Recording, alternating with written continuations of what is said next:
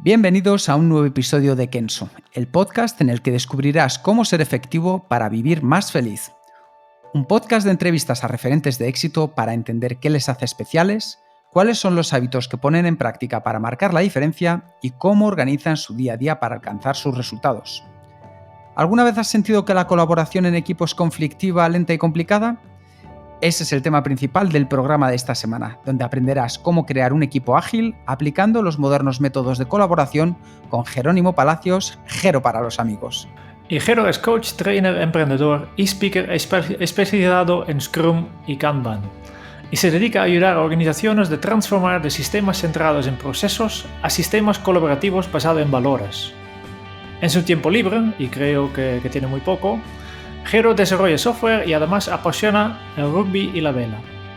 Yo soy Jeroen Sangas, maestro en no informar a mis colaboradores de qué estoy haciendo. Y yo soy Quique Gonzalo, maestro en scruminizar y kanbanizar mi vida. Bienvenido, Jero. Muchas gracias a los dos. Encantado de estar aquí con vosotros. Fenomenal, pues la verdad es que teníamos muchas ganas porque además yo creo que tu biografía es de lo más interesante que vamos a ir descubriendo y una de las cosas que sabemos es que has tenido la suerte de tener algunos profesores que pensaron que educastrarte quizá no era lo más adecuado y se esforzaron mucho por enseñarte a pensar. Correcto. ¿Qué otras cosas te hubiera gustado aprender de joven? Yo creo que en cierto modo me hubiera gustado aprender pues productividad, o sea, la productividad la he aprendido de adulto. Uh-huh. Me hubiera gustado aprender a cómo gestionar mis finanzas y las cosas básicas de cómo gestionar una empresa y me hubiera gustado aprender a cómo entenderme mejor a mí mismo. Uh-huh. ¿Y cómo diste tú por tu cuenta esos primeros pasos en entenderte mejor a tú mismo, en las finanzas y en la productividad? Pues me ha venido todo un poco relacionado. Yo empecé con el tema de la productividad a unos 12 años. Uh-huh. Empecé a leer sobre GTD, empecé como supongo que vosotros o mucha gente con el libro de David Allen y la verdad es que me abrió la mente en torno a que lo primero es que no podemos hacer todo lo que queremos hacer y que mantener una mente despejada es clave para poder ser más efectivo. Durante estos años he ido mejorando, adaptando, cambiando mis métodos de productividad personal. Sigo muy pegado a GTD después de tantos años. Luego, tiempo después, aprendí a cosas sobre cómo entenderme mejor a mí mismo, descubrí la meditación y mucho tiempo después, incluso después de nada más que hace un par de años o 3, descubrí el mindfulness y me enseñó a mejorarme, a entenderme mejor, por lo menos a entenderme en el sentido de no engancharme con determinadas ideas o poner en práctica técnicas para no engancharme con determinadas ideas y perseguirlas y Uh-huh. aprender a dejar que pasaran y que no me encontrara en una situación en la cual pues al final te vas calentando la mente y no puedes prácticamente vivir. Y luego las finanzas llegaron porque un día, viviendo en Berlín, me encontré en una situación. Yo siempre he mirado mis cuentas personales de la misma manera que las mira mucha gente. Y es, pues bueno, hay más dinero, entra más dinero, parece que entra más dinero del que sale, con lo cual todo va bien.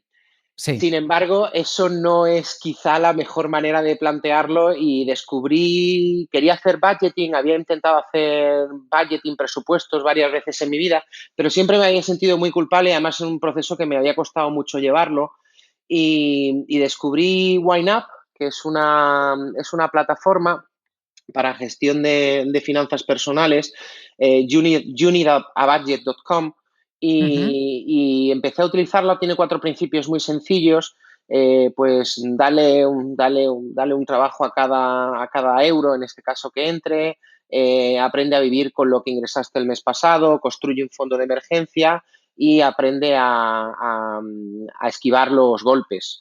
O roll with the punches, que es un término de boxeo, que es aprender cuando te están machacando, aprender a fluir con ello en lugar de resistirte a ello.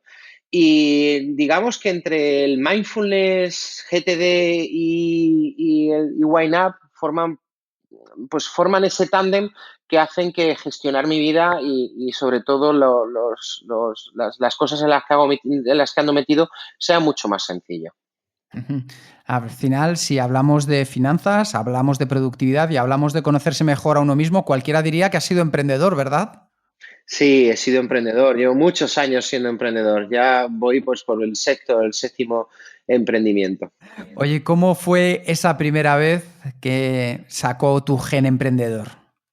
Pues la primera vez fue pues hace 15 años o 16 años porque unos amigos ganaron un concurso para desarrollar una web de un servicio público de unos Juegos Olímpicos del Mediterráneo y Ujú. entonces andaban buscando un socio que les pudiera ayudar a la parte de desarrollo y a la parte de gestión. Y claro, nosotros nos pusimos aquello sin tener ni idea, pero en absoluto ni idea de cómo sabían las cosas. Lo primero que descubrimos es que la administración pública no pagaba, o por lo menos no pagaba cuando decía que iba a hacerlo. Sí. Y entonces tuvimos que desarrollar una empresa en ese momento, pues fue hace más de 15 años, pues estamos hablando del 2001, pues todo el tema de hacer páginas web, de todo el mundo quería estar online, pues empezamos a desarrollar eso, teníamos un equipo comercial, teníamos un equipo en Málaga y trabajábamos sobre ello y la verdad es que para mí fue una experiencia un poco arrolladora, en el sentido de que Ujú. nunca entendí muy bien cuál era mi papel, qué hacía allí, y yo siempre me sentí un poco atropellado como por un tren. Pero aprendí Sí. muchas cosas, aprendí muchas cosas. Y luego, bueno, vendí mi parte de la empresa, me fui a trabajar, bueno, a estudiar, porque yo no había terminado en ese momento ni el instituto. Yo fui de los que dejó el instituto con 16 años y entonces me fui a estudiar, terminé el instituto, además me acuerdo, me matriculé y dije, llegué al instituto de adultos y dije, quiero hacerlo todo lo que me queda junto. Y me dijeron, eso es imposible, eso no lo ha hecho nadie aquí. Y lo hice a base de cabezazos, que es como he hecho la gran mayoría de las cosas en mi vida, muchas veces. Yo lo del ritmo sostenible es una cosa que nunca he llevado bien. Y me metí en la universidad. Y en la universidad, pues viendo que seguía habiendo necesidad, que me seguía llamando gente, pues montamos otra empresa. Primero con una socia que nos fue mal y luego con un socio que estaba trabajando nosotros. Y en el año 2004, 2005 vendimos eso y nos fuimos a trabajar a una gran empresa a montarles cosas a ellos. Y bueno, aquello fue un desastre absoluto porque aprendí que tener socios, pues ya lo sabía de antes, pero piensas que cuando te vas a una empresa grande, pues las cosas van a ser más fáciles. No, eran peores. Ujú. Oye, Jero, una cosa muy interesante de lo que nos estás compartiendo ahora y es que en un momento te dicen que algo es imposible. ¿Cómo afrontas tú la imposibilidad que te imponen los demás? Mal, muy mal. En general, siempre he tenido una tendencia a decir, hago lo que me da la gana y además soy capaz de hacer cosas que vosotros no creeríais. Entonces, la llevo mal porque además lo hago desde la frustración y desde el cabreo. Yo creo que lo que siempre me ha motivado a hacer cosas grandes ha sido cuando alguien me ha puesto una raya en el suelo y ha dicho, de aquí no puedes llegar porque no se puede llegar, porque no quiero que llegues, y de hecho gran parte de lo que hacemos ahora es eso, es intentar demostrar que se pueden hacer cosas desde un equipo muy pequeño, se puede impactar en grandes organizaciones de una manera realmente buena. Entonces lo llevo mal, esa es la respuesta. Muy bien. Em, ya has hablado, hoy tienes un pequeño equipo y básicamente, si miras un poco a qué hacéis, siempre salen dos palabras, el Kanban y el Scrum. Y son palabras que son bastante nuevas y tal vez la gente no sabe exactamente de qué va. Por tanto, empezamos con lo primero, ¿no? ¿Qué es un Kanban? ¿Y cuál es la forma más sencilla en que un equipo puede empezar a trabajar con un Kanban? A ver, os cuento un poquito la historia de Kanban y dónde surge. Ujú. Esto es una historia muy bonita porque después de la Segunda Guerra Mundial, Toyota es una empresa en Japón que se encuentra con que los métodos tradicionales de fabricación de vehículos que utiliza General Motors y que utilizan otros no les sirve y no les sirve simplemente porque General Motors, el Fordismo, el Taylorismo, lo que buscaban era maximizar en los medios de producción. Yo tengo una máquina y yo tengo que tener la máquina 24 horas funcionando para que realmente me sea rentable. Lo que hago es bajar costes. Pero claro, Toyota no se podía permitir esto porque no tenían acceso a materias primas, no tenían acceso a una capacidad de producir durante 24 horas al día. De hecho, lo que hicieron fue lo contrario. En lugar de vender coches y hacer coches y luego intentar venderlos, lo que hicieron fue solamente coger encargos. Como no se podían permitir fabricar coches con defectos, lo que se preocupaban era fabricar coches muy bien. Y lo que en un momento dado podría parecer antiintuitivo, que era pues las máquinas las aprovechamos poco, todos los medios de producción los aprovechamos poco, pues resulta que Toyota pasó de ser un pequeño fabricante japonés a convertirse en el fabricante más rentable del mundo. Y luego después, durante muchos años, ha sido el más grande por capitalización del mundo. Entonces, claro, los europeos, los occidentales, los americanos, que somos bastante curiosos, pues nos fuimos a estudiar lo que hacía Toyota. Y Toyota hacía una cosa que era el Toyota Production System, y de eso inventaron una cosa que se llama Lean. Básicamente lo que hicieron fue extraer los principios de Toyota y le llamaron Lean. Lean significa ágil, fibroso, atlético. Ujú. Y hay un señor que trae de los principios Lean una cuestión que se llama Kanban, ¿vale? El Kanban era un método que tenía tres cosas básicas. Visualiza tu flujo de trabajo en torno a un flujo de valor, en torno a un value stream.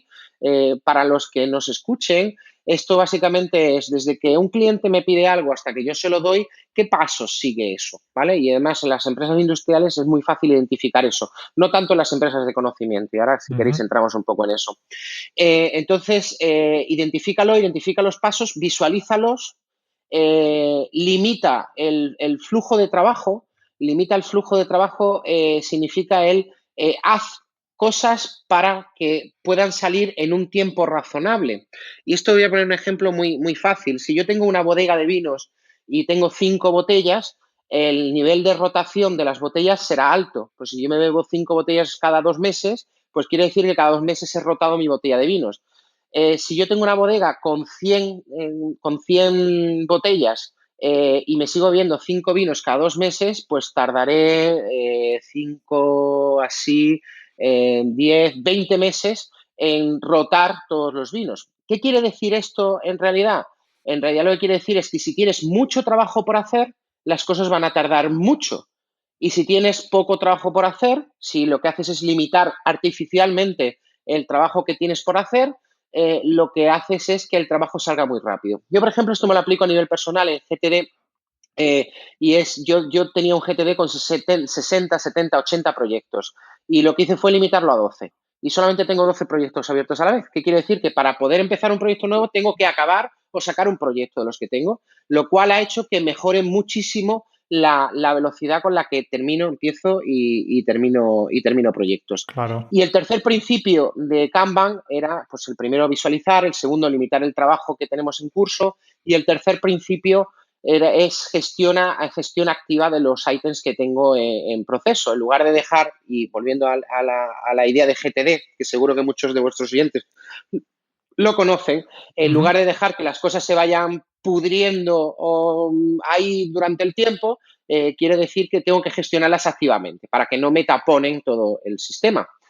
Kanban estaba creado y, bueno, en 2007-2008 hay un señor que se llama David J. Anderson que lo que hace es capturar esto, aplicarlo en su trabajo en AT&T y junto con Daniel Vacanti, que era su manager en ese momento, y consiguen mejorar mucho el flujo de trabajo que tenían en AT&T bueno, y ahora es famoso, o sea, bueno, famoso dentro del sector. Y entonces David explica con el método Kanban, que ya tiene más de 3 principios, cómo agilizar y mejorar la calidad del trabajo, hacer que tengamos un orgullo profesional en el trabajo que hacemos y, sobre todo, ser capaz de adaptar la demanda a la capacidad de entregar. Porque al final nuestra capacidad de empezar cosas es ilimitada, mientras que nuestra capacidad de finalizar cosas es limitada. Ujú. ¿Por qué no poner una limitación a la hora de, antes de empezar, en lugar de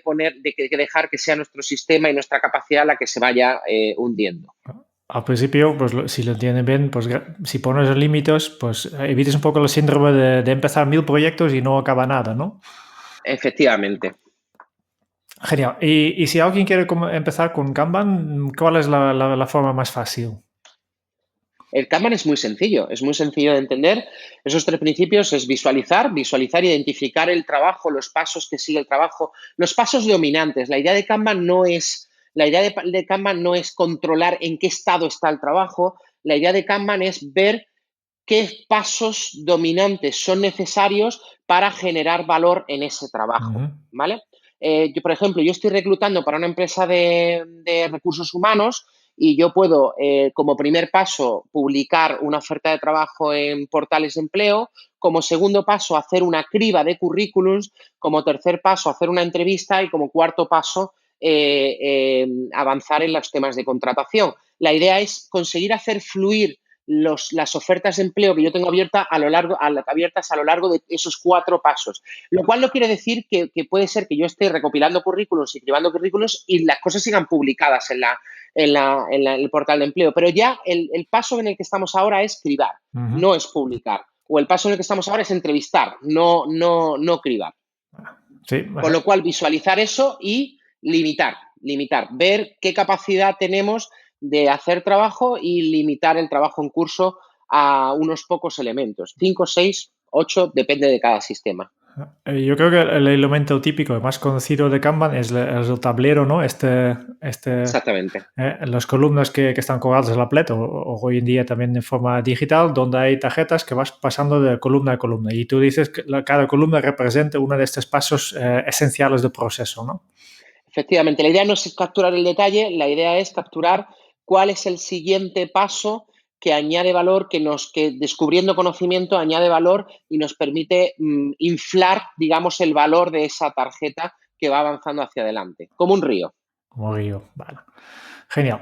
El otro concepto que tengo muy vinculado contigo es el Scrum, ¿no? ¿También puedes dar un pequeño resumen de qué es esto? A ver, Scrum en los años 80 había empresas como 3M, como Xerox, que eran innovadores, que eran las grandes empresas innovadoras que eran capaces de básicamente liderar el mercado con respecto a otros a la hora de generar innovación. Entonces, unos señores, Takeuchi y Nonaka, junto con otro más que se llama Kenichi Mai, lo que hacen es irse a estas empresas y hacen un paper de investigación, un documento de investigación para publicarlo donde analizan cuáles son las características que tienen esos equipos de alto rendimiento con la idea un poco de describirlas y que otras empresas puedan aprovecharse, otras organizaciones puedan aprovechar esas mismas características o incluso crearlas internamente para poder aprovechar esa capacidad de innovar que tenían empresas como 3M o como Xerox. Hacen su estudio y lo que descubren es que tienen equipos pequeños, autoorganizados, autodirigidos y autogestionados que se marcan metas cortas dentro de un plan estratégico más amplio, metas cortas en periodos de 30 días o menos, dentro de un plan más amplio y en el que además todos los miembros tienen todas las skills necesarias para poder crear algo final. No para crear una parte y que luego esa parte vaya a otro sitio. En ese momento, el sistema más utilizado era el sistema en cascada, en el cual básicamente tú planificabas un lote, hacías el lote, en este caso el lote, volviendo a nuestro ejemplo de recursos humanos, podría ser hacer todas las ofertas a los portales de empleo. Y una vez que he terminado, paso al siguiente, que es cribar todos los currículos. Y una vez que lo he terminado, paso al siguiente, que es entrevistar a todos los candidatos. Y una vez que lo he terminado, paso al siguiente. Y en cambio, Scrum se dan cuenta de que estos pequeños equipos lo que estaban haciendo era hacer todo eso continuamente en periodos muy cortos de tiempo, ¿vale? Y con lo que aprendían, utilizaban ese conocimiento para inspeccionar y adaptar, para ver cómo funcionaba el producto en el mercado y poder adaptarlo o cómo funcionaba su proceso y poder adaptarlo. Takeuchi y Nonaka publican su paper que se llama The New Product Development Game en el año 1986 y a esa forma que habían visto de trabajar la llaman Scrum. ¿Qué significa Scrum? Si habéis visto algún partido de rugby, habréis visto que de vez en cuando hay 8 jugadores que chocan contra otros 8 jugadores para recuperar el control del balón. Y entonces a ellos les recordaba esta forma de trabajar a ese Scrum. Scrum es literalmente una traducción de melee. En España utilizamos la nomenclatura francesa para el rugby y entonces Scrum sería como la melee. Entonces ellos decían, esto es como una melee donde todos los jugadores actúan en equipo para mover el balón hacia adelante en el campo y poder marcar un tanto, y lo describieron como Scrum. Años después, dos tipos americanos, Ken Schwaber y Jeff Sutherland, recuperan ese paper, que ya habían puesto en práctica cosas de las que habían visto en ese paper, y entonces desarrollan lo que es el proceso Scrum y lo presentan en 1995 en una conferencia de programación, si no recuerdo mal. Creo que era la OOP Software Los Ángeles. Y entonces lo presentan y Scrum se convierte en el método de desarrollo de sistemas complejos más utilizado en el mundo. Al final, Scrum es muy sencillo. Tenemos 3 roles que tienen distintas responsabilidades. Tenemos, por un lado, un equipo de desarrollo, que no es necesariamente un equipo de programadores, sino un equipo de todas las personas necesarias para poder entregar algo final, ¿vale?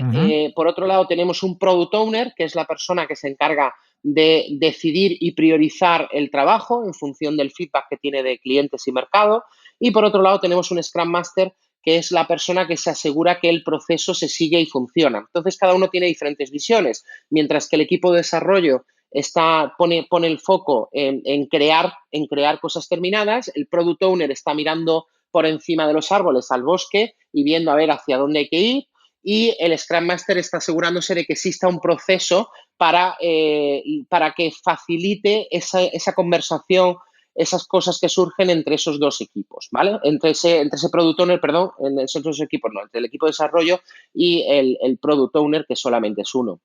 Luego tenemos 3 artefactos. Artefactos en Scrum son cosas tangibles, cosas que puedo tocar. Por un lado tenemos un product backlog, una pila de producto que contiene todas las cosas que queremos hacer a nuestro producto, generalmente en formato de backlog items o historias de usuario o casos de uso o cualquier otra cosa. Entonces, contiene todas las cosas que queremos hacerle al producto y el product owner se encarga de priorizarlas en función de lo que nos interesa más ahora. Y el equipo de desarrollo selecciona la que es capaz de fijar en 30 días o menos. Por otro lado, tenemos el Sprint Backlog, que es ese trabajo que están haciendo durante esos 30 días, que lo sacan de ese Product Backlog y lo marcan durante esos 30 días. Y la tercera cosa tangible que tenemos es el incremento, es ese incremento de valor, pues, por ejemplo, en software es más software, por ejemplo, un equipo de recursos humanos es en puestos que hemos cubierto durante este sprint de 30 días o menos, y luego tenemos 5 eventos que nos ayudan a gestionar todo esto. El sprint, que son esos 30 días o menos, ese ciclo de 30 días o menos donde ocurre el resto y que además es iterativo, incremental. Vamos pasando de sprint en sprint, utilizando, sprint es una medida de cadencia, es como decir un mes, otro mes, otro mes. Un sprint planning, donde planificamos qué va a ocurrir durante ese sprint o qué esperamos que ocurra durante ese sprint en función de lo que conocemos ahora. No siempre es así, las cosas cambian. Un daily scrum, durante 15 minutos todos los días, el equipo de desarrollo analiza cuál es su progreso hacia el sprint goal, hacia la meta del sprint, y inspecciona y adapta su plan para las 24 horas. Todo eso se va dando todos los días, ese daily scrum todos los días de 15 minutos, y cuando llegamos al final del sprint hay un sprint review donde se revisa cuál ha sido el resultado del sprint, cuál es el valor del incremento, cuál es la situación actual que tenemos, cuál es la opinión de stakeholders que tengamos importantes, cuál es la situación económica, etcétera, y con esa información se adapta el product backlog para el siguiente sprint. Y por último, lo que hacemos es una retrospectiva, donde en una retrospectiva analizamos el progreso, los procesos, las personas, las herramientas, las relaciones. Yo siempre pongo un ejemplo para diferenciar review y retrospectiva, y es que mientras que, por ejemplo, yo si quiero organizar con mi mujer una comida en casa con amigos, pues organizamos la comida, planteamos qué es lo que queremos hacer, vamos a la compra, servimos la cena, invitamos a los amigos, seleccionamos música y demás. Y cuando llegamos a la review, que es después de la cena, evaluamos cómo ha sido la cena y qué es lo que ha pasado hasta que esas pequeñas historias que te cuentas cenando de, pues estábamos preparando el pavo en el horno y resulta que el horno se rompió. Mientras que en la retrospectiva lo que hacemos es analizar cuáles son las herramientas y procesos que hemos seguido. Por ejemplo, dos cosas que podríamos analizar es que mi mujer crea que ella ha hecho más trabajo que yo no me he esforzado lo suficiente. Pues es un problema de retrospectiva. ¿Cómo podemos mejorar esto para la próxima vez que lo hagamos? O que se nos haya roto el horno. Necesitamos un horno nuevo, tenemos que comprar un horno nuevo. O, por ejemplo, que la cubertería no es suficiente para todos los invitados y con eso mejoramos para volver a repetir el proceso la siguiente vez, el siguiente sprint. Muy bien. Me gustan mucho los ejemplos que utilices porque en general cuando alguien habla de Scrum siempre están hablando del desarrollo de software y es lógico porque es un poco donde nací la metodología, ¿no? Pero yo creo que tiene muchísima potencia además de este ámbito, ¿no? ¿Tú crees que sirve para todos los equipos, en todos los ámbitos, o solo hay unas características que hay que cumplir para poder adoptar esta metodología? Mira, yo tengo un amigo que recuerdo hace unos años, su abuelo, que falleció hace un tiempo, compró una navaja suiza. Y entonces para él todos los problemas se resolvían con la navaja suiza, porque tenía muchas cosas y muchas opciones. Y la verdad es que era curioso ver cómo él podía llegar a enfocar un problema que no necesitaba una navaja suiza, por ejemplo, colgar un cuadro con un martillo, y lo que hacía era aporrear el clavo con la navaja suiza. Entonces, Scrum y Kanban son herramientas. ¿Y sirve para todo? No creo que sirvan para todo, ni creo que se deban de utilizar en todos los ámbitos. Creo que son muy útiles a la hora de hacer algo evidente, y es mejorar la transparencia. Muchas veces nos falta transparencia, pero incluso nosotros. Yo creo que además es una cuestión que trae, por ejemplo, GTD, y es mejorar la transparencia en torno a todo el trabajo que tienes encima de la mesa. Y luego, además, nos dan la oportunidad de, mediante esos eventos, en el caso de Kanban también hay algunos eventos, mediante esos eventos poder inspeccionar y adaptar y asegurarnos de que por lo menos tenemos esos puntos de inspección y adaptación de forma continua y no perdemos transparencia sobre lo que estamos haciendo. Partiendo de esa base, en ocasiones nos podrá servir Scrum, en ocasiones nos podrá servir Kanban y en ocasiones no nos servirá ninguno de los dos. Si yo quiero poner un cohete en Marte, ¿vale? Por ejemplo, quiero poner un rover en Marte y soy la NASA, yo no puedo experimentar sprint tras sprint. Pues ahora, en 30 días vamos a poner aquí unos barriles de gasolina, los atamos todos y vemos a ver hasta dónde llega. Y en la siguiente vez le ponemos encima de los barriles de gasolina, les ponemos unos bidones de pintura para que se vayan pareciendo al cohete. ¿Por qué? Porque así nunca vamos a llegar a Marte. Es decir, en cosas de ese estilo donde el coste de fallar es altísimo, es decir, el coste de que un cohete no despegue y destruya el cohete y los satélites es altísimo, tienes que irte a un sistema tradicional en el cual tienes que analizarlo absolutamente todo antes de empezar. Pero gracias a Dios la vida no es así. Gracias a Dios la vida, el coste de equivocarnos es relativamente bajo con respecto al beneficio de poder probar. Y te cuento un ejemplo muy, muy práctico. Tengo un amigo que me dijo que estaba decidiendo si irse a vivir con su novia o no, y ninguno de los dos lo tenía claro. Y entonces estaba viendo a ver cuándo dejaba su piso.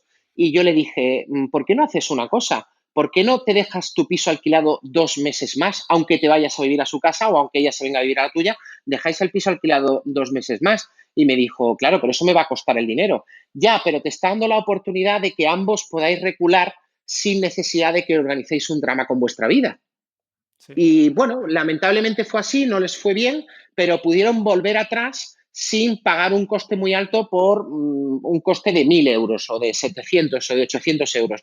El problema es que muchas veces tomamos decisiones que no tienen vuelta atrás, y de lo que va esto es precisamente de poder probar. Por ejemplo, me gusta un área de la ciudad, me quiero comprar un piso en el área de la ciudad, una casa, me voy, pruebo, me voy, alquilo. Yo, por ejemplo, estamos buscando una casa y le decía a mi mujer, pues igual lo que hago es, en la zona que hemos visto una casa que nos gusta, nos vamos a dormir 3 días a un hotel enfrente, a ver cómo es por la noche. ¿Por qué? Porque al final tú vas a ver el piso, vas a verlo una vez, vas a ver o varias veces, pero nunca vas a tener la capacidad de ver, pues tienes vecinos que organicen fiestas, es una zona ruidosa, es una zona peligrosa. Entonces, todo esto nos permite hacer pequeñas inversiones que el posible beneficio es muy alto. Yo creo que también aquí cuando estabas de coste de fallar, ¿no? Tenemos un tema cultural, porque en muchas organizaciones cometer errores, fallar, no está bien visto. ¿No? ¿Qué tiene que cambiar en temas culturales para que una empresa pueda aplicar los principios de Lean, de Agile, de Scrum, etcétera? A ver, ¿qué tiene que cambiar una empresa? Pues lo primero es la cultura del poder, la cultura de la cultura jerárquica en la cual tenemos heredada el Taylorismo.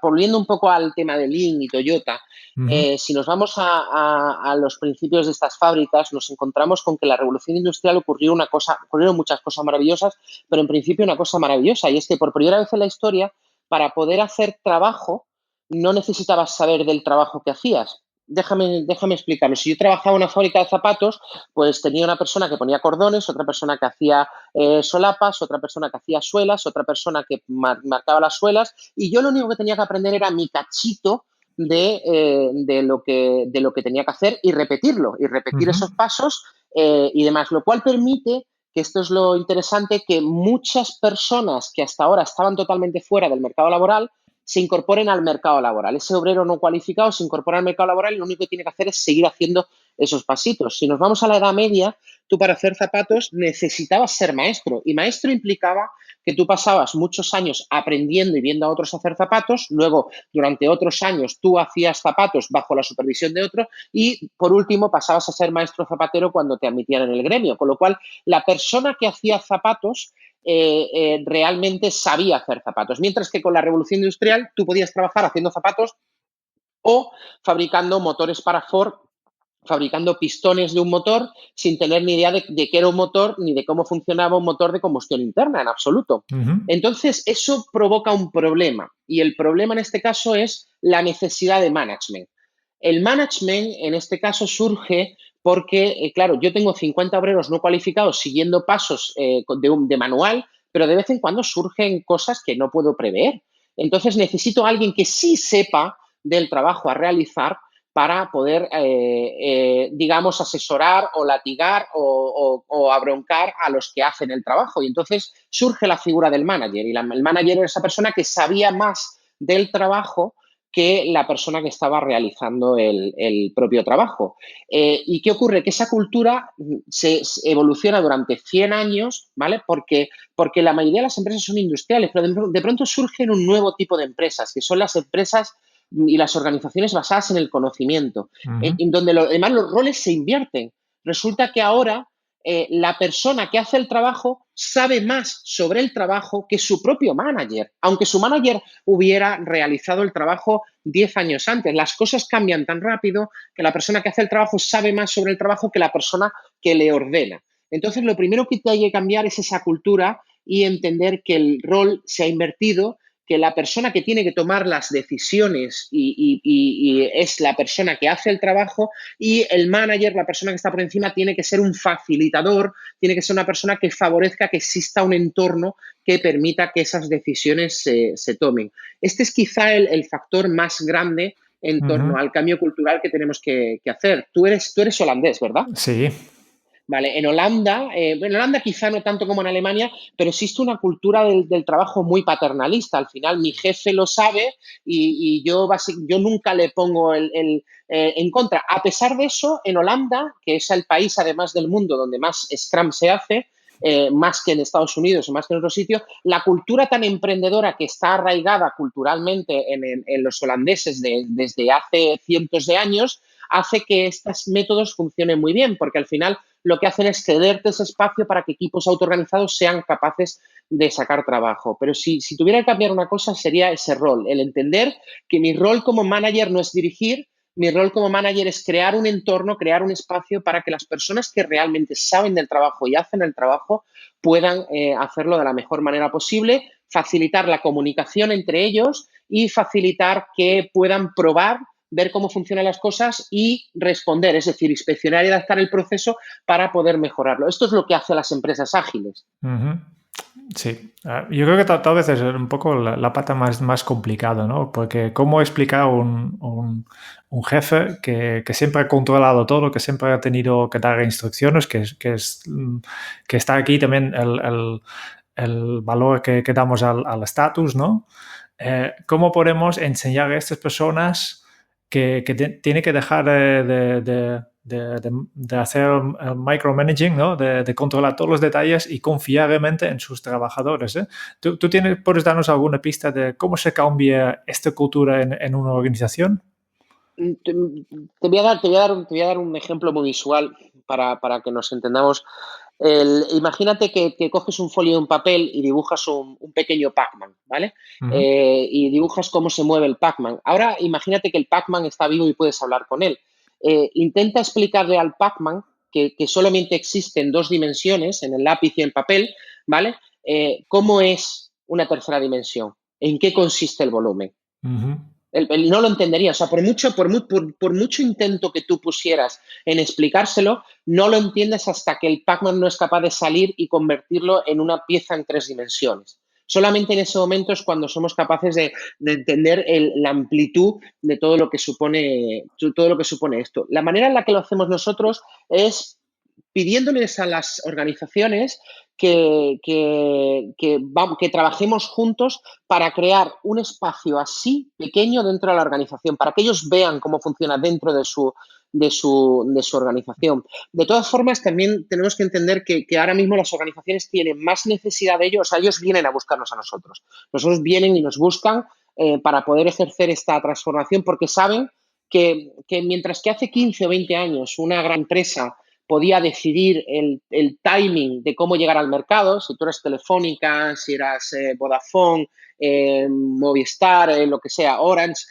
tú sacas un nuevo producto y tú lo metías en el mercado como tú quisieras. Uh-huh. Pero de pronto llega Internet, ¿vale? Internet cambia todo y los teléfonos lo cambian todo y todo el mercado digital lo cambia todo. Y resulta que ahora como consumidor, yo si Vodafone no me da el paquete exacto que quiero, tengo otros 15 competidores en el mercado que me dan el paquete que quiero.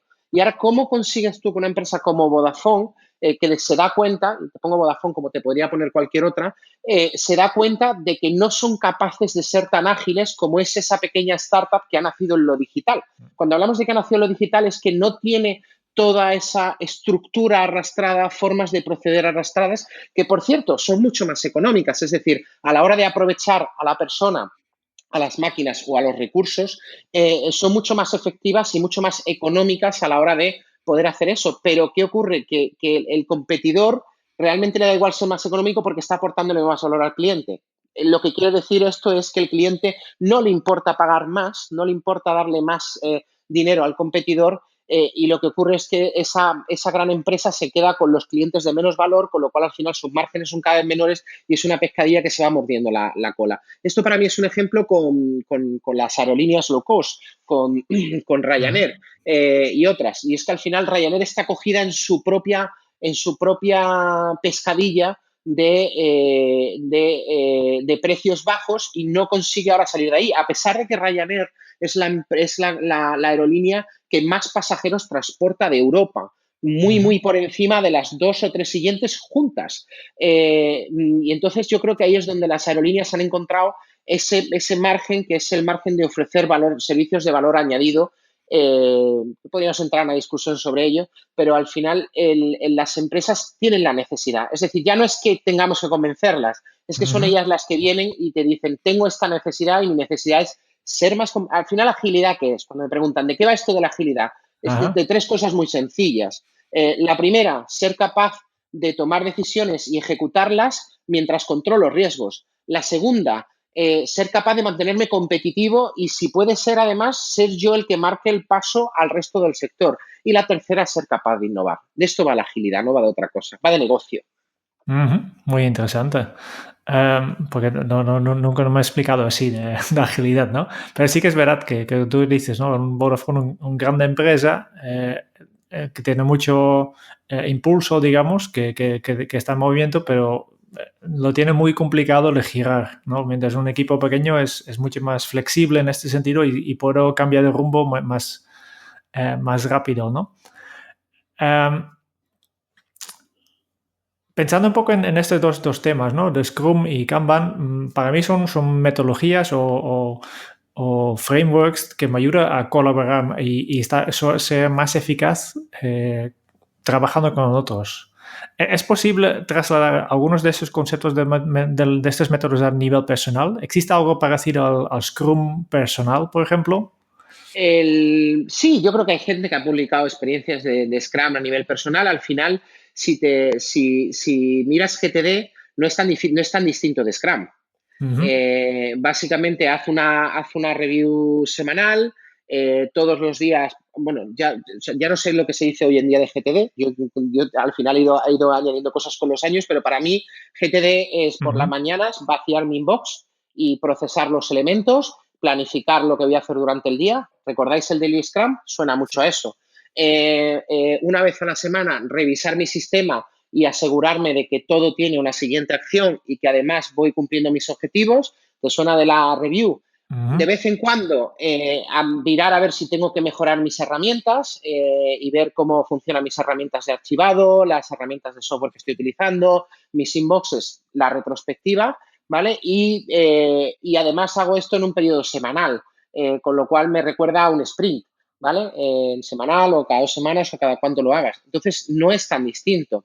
Por otro lado, podemos incorporar cosas como Personal Kanban. Hay varios libros sobre Personal Kanban que explican cómo crear un tablero, visualizar el trabajo y limitar el WIP dentro de tu vida diaria. Yo aplico también... El WIP es el Work in Progress, ¿no?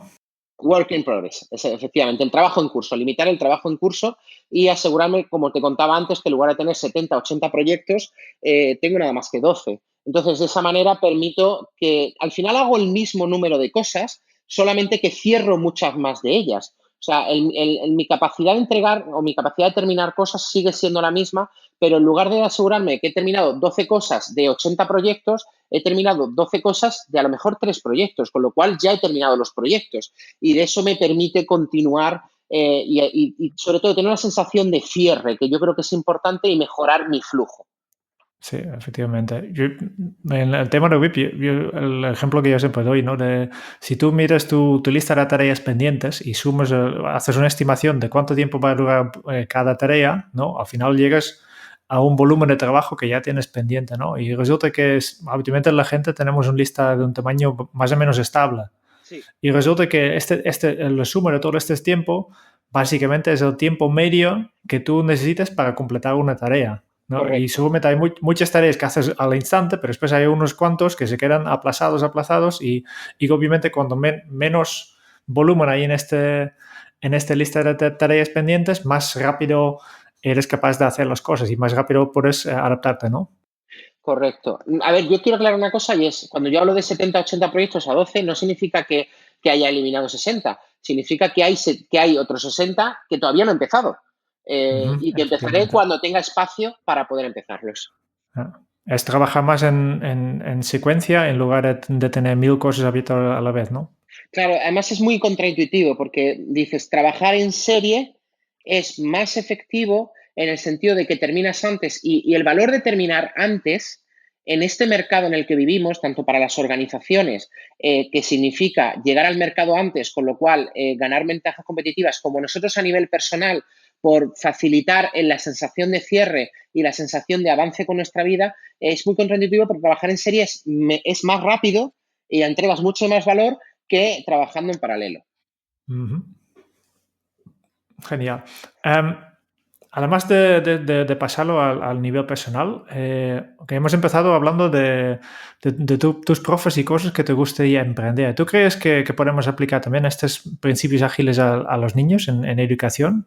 Sí, de hecho hay varios proyectos. Me viene a la cabeza EduScrum, ¿vale? De hecho, si hubo un evento que en nuestro blog podéis encontrar, que participamos como patrocinadores, un evento que se llamó Agile Kids hace un par de semanas, organizado por el grupo de Agile Women, en el cual está Gertrudis López, está Vanessa, hay un montón de gente ahí metida, está Esther, y que además me pareció un proyecto precioso porque viene impulsado de un grupo que necesita tanta visibilidad y que tenemos que darle tanta visibilidad como es el de las mujeres que hacen temas de agilidad y sobre todo enfocado a niños, que quizás yo como hombre no me fijo tanto en esto. Yo ahora vamos a tener una hija, mi mujer y yo, y planteo pues eso, cómo podemos utilizar estos principios que ya utilizamos muchos en casa, cómo podemos utilizar estos principios para facilitarle, no para forzar nada, sino para facilitarle una herramienta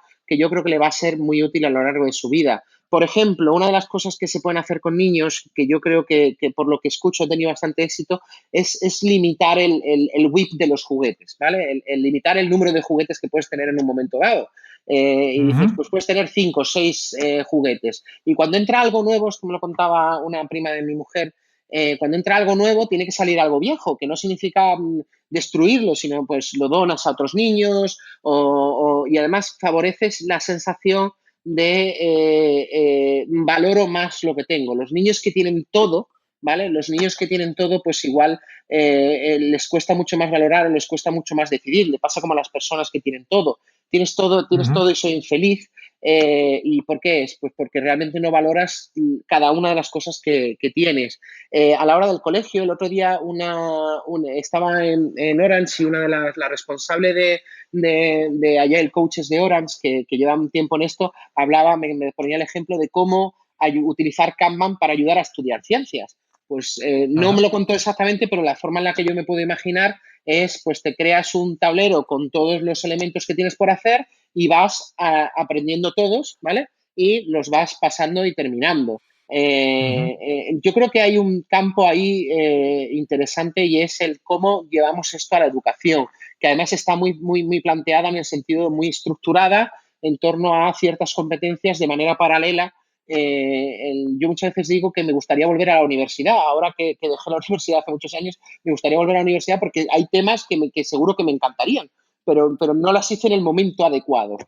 Y yo creo que el ser capaz de... También está cambiando la forma en la que nos capacitamos profesionalmente, el mercado de certificaciones, que ahí hay de todo, ¿sabes? Pero el mercado de certificaciones al final está provocando que muchas veces una pequeña certificación que certifica cierto conocimiento, ciertos conocimientos muy concretos, tengan mucho valor por encima de determinadas titulaciones universitarias. Esto pasa mucho en el mundo del software. Creo que hay muchísimo por hacer en el mercado de educación con los niños.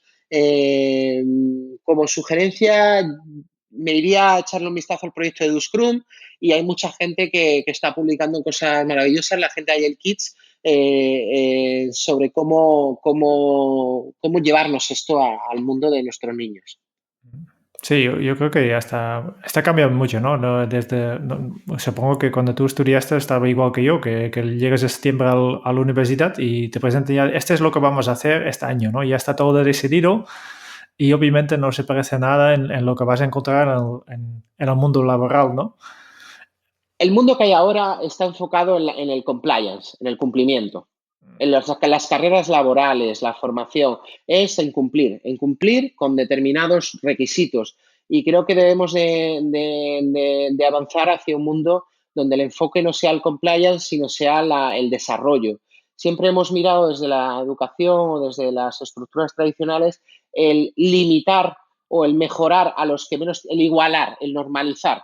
Los que más pueden los tapamos por arriba, les ponemos un techo de cristal y le decimos no pienses tanto, niño, que igual a lo mejor piensas de más, y a los que están por abajo le decimos tienes que esforzarte más para llegar a la media. Entonces lo agrupamos todo en torno a la media. Y la cuestión es que hay muchísimas diferencias individuales en torno a niños y adultos y es cuestión de encontrar un espacio donde la gente se siente cómoda, donde hay un esfuerzo, porque esto va mucho de esfuerzo, no de encontrar el sitio donde lo haces fácil. Yo trabajo muchísimas horas a la semana y no he tenido la suerte. Yo siempre digo que es cuando la preparación encuentra la oportunidad. Yo he encontrado oportunidades y estaba preparado y muchas de las cosas que he comentado aquí me han ayudado a estar preparado para ello. Y yo creo que debemos de enfocarnos en un mundo donde la suerte no sea comprar lotería, sino estar preparado para poder asir las oportunidades que nos surgen. Muy bien. Es un poco como ha dicho el Picasso, ¿no? De la inspiración, que no sabes cuándo viene, pero cuando viene mejor que te pille trabajando, ¿no? Yo creo que los Efectivamente, poetas eran más o menos similar. efectivamente. Sí. Hay otro tema que tenéis en la web, porque de Jerónimo Palacios y Associates, ¿no? Ya no trabajas solo, tienes un grupo, que es un tema que se llama Management 3.0. ¿Qué es esto? Management 3.0 es un concepto inventado por Jürgen Apelo, holandés también, Ujú. Jürgen Apelo, y Jürgen lo que hizo fue recopilar prácticas que permiten un cambio cultural en las organizaciones. Al final, Management 3.0 se centra en los problemas de la complejidad del trabajo hoy en día. El trabajo de hoy en día es bastante más complejo, el trabajo de conocimiento es mucho más complejo que el trabajo que se hacía pues, durante esa época industrial de la que hemos hablado. Es un trabajo mucho más complejo, y el cómo podemos crear espacios de trabajo donde el management sea más importante, tan importante como para no dejárselo a los managers. Y entonces lo que hacen es recopilar una serie de prácticas en torno a un cambio de enfoque, pasar desde el management tradicional, en el cual venimos del Taylorismo, lo que os he contado antes, a el siguiente paso es el management en el cual parece que haces cosas para mejorar el espacio de trabajo, pues hacemos teletrabajo y tenemos cuestionarios de clima laboral, pero en realidad sigue siendo lo mismo de antes, pero oculto, ¿vale? O sea, sigue siendo lo mismo de antes, pero con nombres nuevos. En lugar de departamento de personal, llamarse personal, se llama de personas o de recursos humanos. Y luego está el Management 3.0, que es realmente esa transformación cultural. Management 3.0 va de transformación cultural de las organizaciones, que además es un concepto que se mezcla mucho junto con otros dos conceptos. Lo hablaba con un compañero mío que es el experto en este tema, en Management 3.0, Alberto Serrano, y una cosa es transformación ágil, otra cosa es transformación digital y otra cosa es transformación cultural. Son tres cosas completamente distintas y además que pueden existir la una sin la otra, pero en ocasiones no es tan fácil que exista la una sin la otra. Y tú puedes hacer transformación ágil, transformación digital o transformación cultural, o puedes hacer a las tres a la vez. Y el problema es que en el mercado que tenemos hoy en día nadie te explica esto. Te dicen, queremos Ujú. hacer transformación digital, y hay gente que te vende Scrum, y hay gente que te vende Management 3.0, y hay gente que te vende pues lo que pueda venderte. Eh, Creo que he hecho un poco, y al final son prácticas muy concretas que te permiten, te permiten crear ese espacio para la transformación cultural dentro de tu organización. Muy bien. Y supongo que en tu empresa aplicáis todo esto, ¿no? ¿Cómo colaboráis en los proyectos que tenéis vosotros? Mira, nuestra empresa es pura inspección y adaptación y manejo de la complejidad. Nuestra empresa tiene una gestión muy descentralizada, muy, muy descentralizada. Cualquier persona puede tomar decisiones en la medida en la que sea transparente sobre las decisiones. La gente decide cuánto quiere ganar. Y además, como hay transparencia total en torno a todas las cuestiones de la empresa, desde la facturación hasta lo que puedo cobrar yo o cualquier otra persona, pues ellos pueden ver incluso lo que ellos generan y tomar decisiones en ese aspecto. Eh, Supongo que ahora mismo estamos en un entorno donde no tenemos una estructura. Quiero decir, o sea, suena triste, pero nosotros las prácticas que utilizamos los principios y valores detrás de esas prácticas, no necesariamente las prácticas completas. ¿Qué sentido tiene Ujú. tener un Kudo Box, que es una práctica de Management 3.0, que es crear un espacio para poder felicitar a compañeros y demás, cuando yo puedo referirme y hablar con total transparencia con uno de mis compañeros, y entre todos podemos referirnos y hablar totalmente con transparencia con nosotros? Es una gestión muy descentralizada donde yo supongo que sigo jugando un papel muy importante, pero que cada vez menos. O sea, cada vez me di cuenta Ujú. de que sé menos de mi empresa, y es que no quiero saber nada. Yo, por ejemplo, hoy es viernes, yo no sé si alguien trabaja, si no trabaja, vamos, lo sé porque alguien lo ha puesto, pero no me interesa saber si la gente está trabajando, o si trabajan 8 horas, o desde dónde trabajan. Eh, Me da exactamente igual. Lo que nos interesa al final es, nos apoyamos, las cosas están cubiertas. Cuando no hay cosas cubiertas, alguien las coge, y cuando son necesarias se crea otro rol o se contrata a otra persona. no hay procesos, o bueno, hay una serie de procesos para cosas básicas, por ejemplo, mandar gastos a final de mes o generar facturas y demás, pero en general la agilidad nuestra viene de la comunicación, de que somos capaces Ujú. todos de aportar y comunicar. No sé cómo será cuando seamos el doble de gente o el triple de gente, pero ahora mismo que somos 7, realmente no nos hace falta más que comunicarnos. Un dato curioso es que nosotros nos reunimos media hora a la semana, en total. Ajá. Wow. Tenemos una reunión de 9 a 9 y media los viernes, digamos el weekly meeting, donde ponemos encima de la mesa lo que hay en la pata de consultoría, lo que hay en la pata de formación y cualquier otra cosa. Aportamos transparencias, se toman decisiones y, bueno, luego siempre hay llamadas y cosas y correos, pero en general nuestro único punto de reunión es media hora los viernes y una vez cada 3 meses un offsite. Obviamente no es la única manera de comunicar, porque supongo que esta estructura o falta de estructura que tenéis es gracias a confianza y transparencia, ¿no? Y transparencia en todo temas de comunicación. Yo creo que la confianza no se crea, la confianza se gana. Entonces, nosotros, por ejemplo, tenemos una política y es cuando una persona entra a la empresa, los 3 primeros meses no hace nada. Nada. Nada. O sea, a ver, no es que no haga nada de nada, sino que no se le da trabajo, no se le asigna nada. Y Ujú. eso, el motivo es, a ver, hay casos y hay excepciones. Por ejemplo, si una persona va a entrar a cubrir un puesto de administración, pues está trabajando con el gerente. O si una persona va a entrar como el coach, pues trabaja con alguien conmigo, tal. Pero no se les asigna un trabajo, sino que se les da espacio para ver cómo son ellos capaces de iniciar el ir a coger el trabajo, el ir a hacer las cosas, el crear, el iniciar, el moverse dentro de una estructura donde ya está todo hecho. Y claro, la gente me dice, hombre, pero lo que puede pasar es que alguien se quede en su casa mirando al techo sin hacer nada. Perfecto, eso es Ujú. lo que queremos ver. Si una persona cuando no tiene nada que hacer se queda mirando al techo sin hacer nada, no encaja dentro de este entorno. Y queremos verlo rápido. Si una persona tú llega y le das muchísimo trabajo para hacer, nunca descubrirás cómo es esa persona en realidad. Genial. Yo creo que casi estamos ya hablando 1 hora Sí. y por tanto, antes de pasar al cuestionario, lo que me gustaría preguntar es si tienes alguna pregunta final, siguiente paso, sugerencia o mensaje para los oyentes de este podcast. Bueno, si os ha gustado este podcast y os gustaría saber más, en nuestro blog tenemos mucha más información. Nosotros publicamos muchísimos artículos, normalmente 2 artículos a la semana. Ahora me parece que estamos haciendo uno. Tenéis guías sobre Scrum y sobre Kanban gratuitas en la web. Tenéis la newsletter donde hablamos de esta manera de cambiar el trabajo.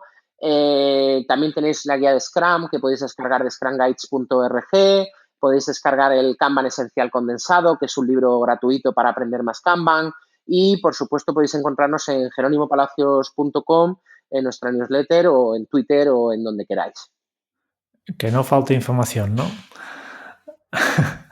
Vale, vamos al cuestionario. Son 10 preguntas que hacemos a todos los invitados y la primera pregunta es muy fácil. ¿Cuál es tu lema? Corre tanto como puedas para permanecer donde estás. Es de Alicia Bien. es de Alicia en el País de las Maravillas.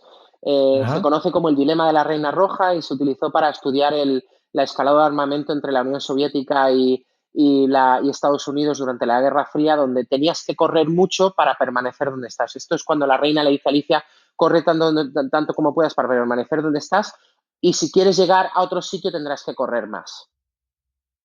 Muy bien. ¿Cómo se titularía tu biografía? ¿Cómo se titularía mi biografía?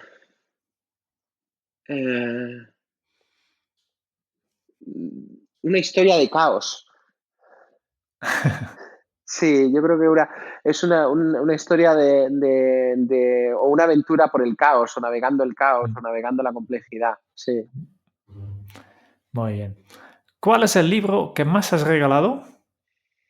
El libro que más he regalado es un pequeño ensayo de un autor que se llama Carlo Cipolla, que se llama Allegro ma non troppo. Allegro ma non troppo es un ensayo sobre la estupidez humana. En España se edita conjunto con otro ensayo que tiene este mismo autor, que habla sobre cómo la pimienta negra influyó en el desarrollo de la Europa del medievo. Y al final, Carlos, este señor lo que hace es hacer un ensayo sobre la estupidez humana y sobre los distintos tipos de estupidez, que en sí mismo es una estupidez, pero es muy divertido de leer. Vale. ¿A quién te gustaría o te hubiera gustado conocer? Pues que esta es difícil. ¿A quién me gustaría o me hubiera gustado conocer? Probablemente a Lewis Carroll, el autor de Alicia en el País de las Maravillas y Alicia a través del espejo. Es una persona que me hubiera interesado conocer, sobre todo por su formación, por la filosofía que hay detrás, por su vida. Y quizás más que a Lewis Carroll, a Isaac Newton. Isaac Newton fue un tipo que con 21 años desarrolló el cálculo tal y como lo conocemos ahora. Tiene una influencia masiva en todo lo que hacemos hoy en día. Cuando se puso el primer satélite en órbita, cuando se puso al hombre en la Luna, fue gracias al trabajo que había hecho Newton varios cientos de años antes, y conocer a esa persona hubiera sido impresionante. Vale. ¿Cuál es tu posesión más preciada? Mi posesión más preciada, pues estoy pensando. Creo que una libreta que tengo que he ido escribiendo cosas pues a lo largo de los últimos años. De vez en cuando escribo, es una especie de diario. No es más lo que lo que le escribo a mi yo del futuro. Yo hace tiempo empecé a pensar en qué pensaría mi yo del futuro de las cosas que hago ahora. Y entonces le escribo a mi yo del futuro y de vez en cuando lo leo, y el yo del futuro al yo del pasado escribe, pues hay veces que piensa que sí, que no, que tal, y yo creo que es una de mis posesiones más preciadas. Es un libro, es una libreta. Vale. ¿Qué canción pones a todo volumen para subir el ánimo? ¿Qué canción pongo a todo el Wish You Were Here de Pink Floyd? O sea, Pink Floyd me encanta. Wish You Were Here de Pink Floyd y en general todo ese disco. O algo de Latin Hermader de Pink Floyd. Muy bien. Ya en todos estos años que llevas aprendiendo te han hecho muchísimas entrevistas seguramente y como siempre nosotros me gustaría aprender cosas nuevas. ¿Cuál ha sido la pregunta más interesante que te han hecho? ¿Hoy? En todas las entrevistas que has hecho. En todas las entrevistas que he hecho, déjame que piense un segundo. Si tuvieras una varita mágica para cambiar una cosa que has hecho en tu vida, ¿qué cambiarías para que hubiera tenido un gran impacto en el resto del mundo? Vale, no, muy bien. Me gusta la pregunta porque hablas del mundo, no de ti. Sí. Genial. ¿Qué se te viene a la cabeza cuando piensas en la felicidad? Que es un estado de ánimo. La felicidad no es algo que se alcanza, es algo que eliges. Había otro libro muy bueno, que ahora no me acuerdo cuál es, no me acuerdo del título, que hablaba de sí lo tengo en la cabeza, estoy viendo la portada, que habla de pues, un tipo que fue prisionero en un campo de concentración nazi. Y entonces él hablaba de cómo al final la gente que sobrevivía era aquella que era capaz de mantenerse con un estado de ánimo positivo. No es un libro del positivismo, es más un libro de cómo hasta en los momentos más difíciles puedes encontrar cosas que te hagan seguir adelante. La felicidad es un estado de ánimo. ¿El hombre en busca de sentido? Exactamente, el hombre en busca de sentido. No eres la primera invitada en este podcast que nos habla de este libro. A mí fue un libro que en su momento me ayudó mucho. Pasé por determinados problemas personales y me ayudó mucho a entender eso, a entenderme mejor y a entender que es una cuestión de saber estar feliz y no de querer ser feliz. Yo ahora mismo soy muy feliz. Yo muchas veces estoy solo y me miro al espejo, estoy andando por casa, estoy haciendo cosas y me digo a mí mismo, qué bien estás. y me sale solo. No es que me lo diga porque me no ponga delante un espejo a repetírmelo, sino porque digo, joder, qué bien estás, qué feliz estás. ¿Qué película volverías a ver cada año? Interstellar, porque tengo o sea, soy muy fan de Christopher Nolan y esa manera de contar historias. Creo que con Inception se quedó un poco corto o le recortaron mucho. Interstellar la volvería a ver 1.000 millones de veces, porque además es que tiene tantas cosas, tantos detalles, hay una frase Interstellar que me encanta y ahora que voy a tener una hija me la repito mucho. Es cuando somos padres ya no podemos ver la vida a través de nuestros propios ojos, tenemos que verla ya no podemos vernos a través de nuestros propios ojos, sino tenemos que verla a través de los ojos de nuestros hijos. De hecho, si a algún oyente le gusta Interstellar, le recomiendo un vídeo de Jaime Altozano en YouTube que habla sobre la música de Interstellar, que es una historia de mitos y tal. Son 30 minutos deliciosos sobre la música que hay detrás de Interstellar. Muy bien. Ya la última pregunta, que tiene que todo ver con la libreta que nos has hablado, porque la pregunta es, si tuvieras que dejar un mensaje en una cápsula para tu yo del futuro, ¿qué le dirías? Espero que lo estés pasando bien y si no lo estás pasando bien, ya sabes lo que tienes que empezar a hacer. Muy bien. Perfecto. Ya estamos llegando al final de este episodio. Solo quiero una cosa, y los oyentes habituales ya lo saben, que al final siempre queremos hacer un breve resumen de todo lo que hemos aprendido, en este caso de Jero, que nos ha explicado muchas cosas, y de este resumen se encarga el Quique. Quique, adelante. Jero ha conseguido lo imposible a base de cabezazos. Allá donde los demás le decían que algo era imposible, él lo ha convertido en una tendencia y en un hábito al hacer aquello que los demás no creerían. Como por ejemplo impactar en grandes corporaciones con un equipo muy pequeño, donde se crea un espacio para que las personas puedan dar lo mejor de sí mismos. Un pequeño equipo como él ha creado en su empresa. Como todos tenemos una capacidad ilimitada de comenzar cosas y una capacidad limitada para terminarlas, Jero nos ha enseñado 2 metodologías que nos permiten probar con pequeñas decisiones y un beneficio muy alto, Kanban y Scrum. 3 principios básicos para tener en cuenta de Kanban. El primero, visualiza tu flujo de trabajo para identificar la generación de valor en lo que haces. El segundo es que limites el flujo de trabajo para que las cosas salgan en un tiempo razonable. Y el tercero, que gestiones de manera activa todas las acciones que tienes en proceso. No dejes que se queden estancadas.